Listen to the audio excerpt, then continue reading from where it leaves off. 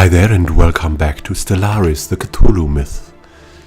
And we are here for another racial communique.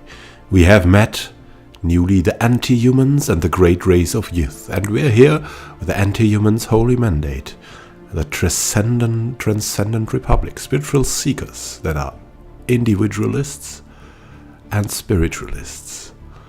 I speak on behalf of the Antehumans' holy mandate. What did you wish to discuss? Now, what are the Antehumans? They are probably our ancestors that migrated away from Earth a long time ago.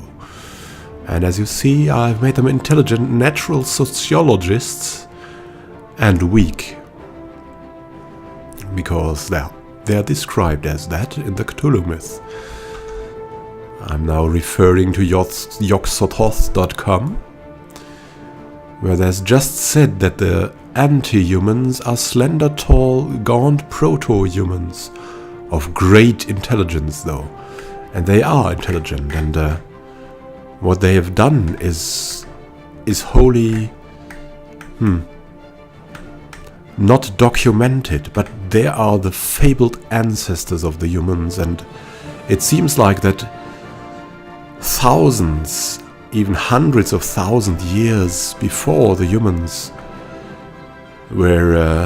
have come to sentience, they have found their way to the stars, and they have left behind some of their folk, which eventually developed into us humans. And we share the individualist aspect, but we have lost the spiritualist republican thought. But they're a republic as well, and so we should perhaps try to ally with our ancestors in the future. But we will not break any alliances, of course, for that. So we need to wait if something comes up, and then we will make friends with the Antehumans' holy mandate. Now, they have made friends already, a condign entente, very French, maybe they are French, with a great race of Yith, and these are a science directorate. They are xenophiles, materialists and individualists, and they are also militarists, as you can see here. They are anthropoids at the moment. They have a very fascinating story with them. Yithians. The Yithians, more formally known the great race of Yith, are a species of body-jumping aliens from the Cthulhu Myth, first introduced in the story The Shadow Out of Time, which is a great story. If you like to read, then you could try to read it. It's not that long, too. And the title Great refers to the fact they are the only species that have mastered a form of time travel. They dwelled or will dwell or have dwelled on the planet Yith, which may be their homeworld, but due to their extensive traveling in time and in space, you never know. They are hunted, though. And they are hunted by the flying polyps. The topic of the flying polyps is the only taboo in the Yithian culture. The polyps were originally masters over the conical race that the Yithians came to inhabit. When the Yithians projected their minds to that of the conical creatures, the polyps were taken by surprise, and the Yithians were able to trap them in their black ruins underground. The Yithians considered these polyps to be so evil that they keep an entire army ready to combat any escaping polyps and eventually flee the minds of the cone-like creatures into the future. And that is what happens. The alien flying polyps re-emerged to doom the civilizations of the Cretaceous Yithians. The race who had long ago predicted this mass moved their species consciousness to the Coleopterous race, beetle folk living in Earth's far future. It is believed that due to this, the Yithians will exist until the very end of the universe. And this is why I've met them anthropoids now. And now to their culture. The Yithians form a loose nation. They are individualists or league run by a small governing board. These governors are voted in by those who pass educational and psychological tests. The nation seems to be split into at least 4 distinct divisions, each given its own board and control of its resources. They are, and that's a difference, but we could not form this really, a partly fascist socialist system. Resources are, though, rationally distributed. All industry and food production is done mechanically. Instead of meat, the Yithians only eat vegetable and synthetic foods. Because most labor is done by machines, citizens have much leisure time. This mostly is used in scholarly and aesthetical pursuits.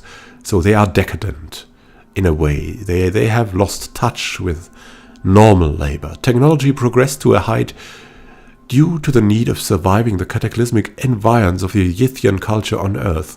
Crime barely exists, and legal procedures are carried out with complete respect to the criminal. Civil wars are common inside the Yithian nation, though it often fights the prehistoric civilizations around it, including the great old ones. But more impressively, a huge army is kept on hand with camera-like weapons which produce tremendous electrical effects. This army was to defend the race from the flying polyps that were trapped under the Yithian cities. So they are, in theory, even creatures living in a utopia. But they are militarists because they have learned.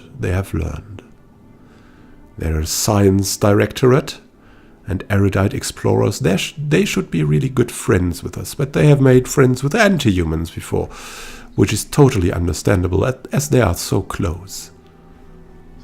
And now let's continue our journey among the stars. We have also commissioned some projects. Hostile fleet. Oh, let's look at that. Crystalline entity fleet in Lavashkio. A new one has been born. A science ship is going to evade Construction them. complete. Girdwood has finished its surface construction queue. That is good. Let's look at Girdwood. Yeah, we have the Frontier Clinic, and I think everything is going well here. Let's see, what could we build additionally here? Maybe we have so many resources, we could go for a spaceport, and then we could go for orbital farms, which will be very much needed there. Same goes, I think, for this planet. Yeah, because we have such a great lack of food here. We'll build another spaceport.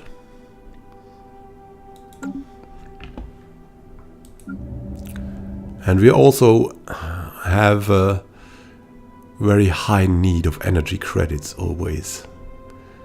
But still, I think we need spaceports. Though first we will go for better power plants here, then for another spaceport. There we go, the spaceports are in, so to say. Construction complete. Construction complete. And we have these timed projects, we should really be able to investigate this.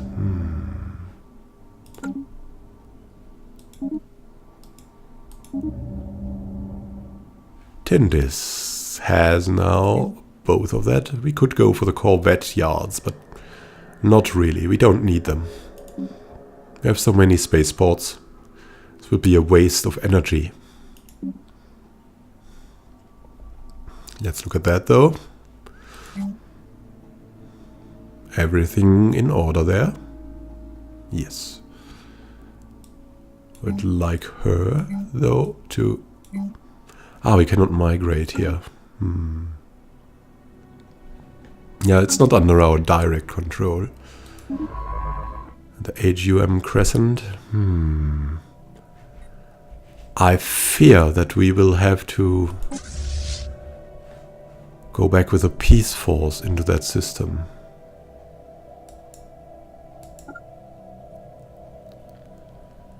Where's the crescent going? Yes, they're going back.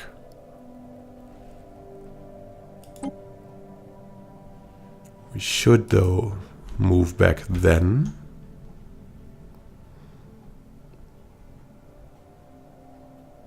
Fidgeting. The near-sentient natives of Grinstead are causing a ruckus again on the outskirts of our colony. Something about the United Arkham Star Republic's continued presence here visibly agitates them again, as packs of them scurry to and fro between the settlement's borders and some unknown point to the east. Try to figure out where they're going again. Let's see about that. Lost and forgotten, a group of xenologists departed the colony together with a contingent of military personnel, tracking the movements of the native life forms. And we have the ancient seed ship again, evidently the nucleus of some small primitive civilization long since decayed into nothing. The native species of Grinstead seem to be the product of some age-old seeding or genetic manipulation program going by the structures surrounding the seed ship. They were once distinctly tribal, with greater intelligence and even a rudimentary written language. We cannot begin to guess what caused their species-wide evolution, but their behavior makes more sense now. On some instinctual level, they recognize us humans as similar to their original uplifters from the stars. Perhaps our ordered society calls out to some instilled impulse to order, drowned out by their baser nature. Maybe we can eventually ease their evolutionary anxiety by uplifting them to our level, but for now we have gained valuable insights into the manipulation of organics by ancient space-faring cultures. We gain a lot of research again.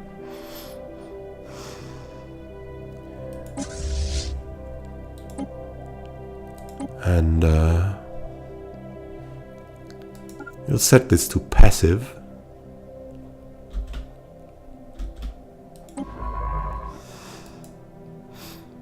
And just move here.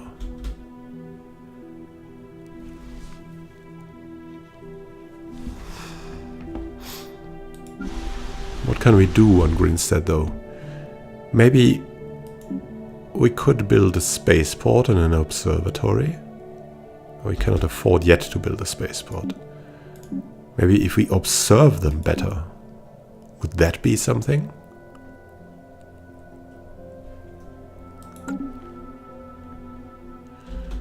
And we should maybe install at least a small army on Grinstead. Because they have already a defense army made of worksacks.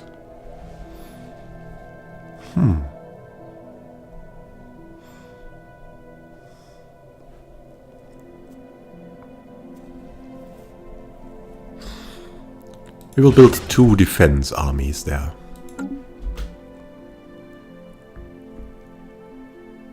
Maybe we can learn of them now. We can learn better what motivates them. What is their fate?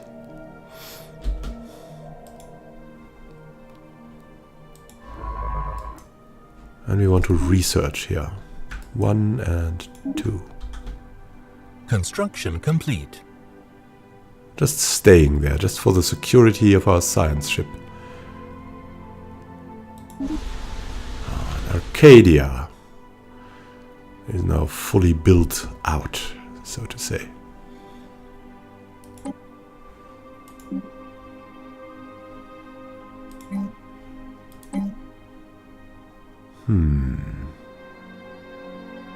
Arcadia is not under our direct control? Yes. Not really.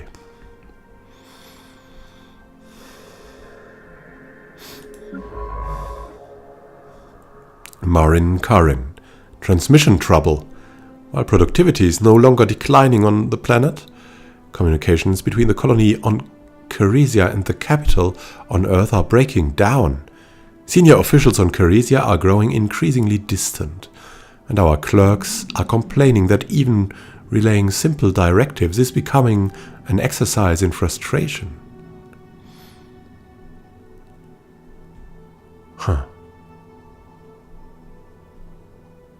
Should do something against that, probably. Pheromone 4th stage.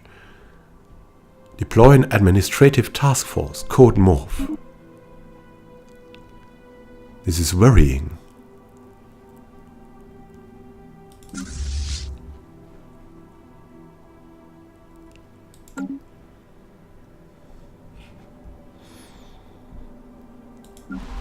What's going on here in Keresia?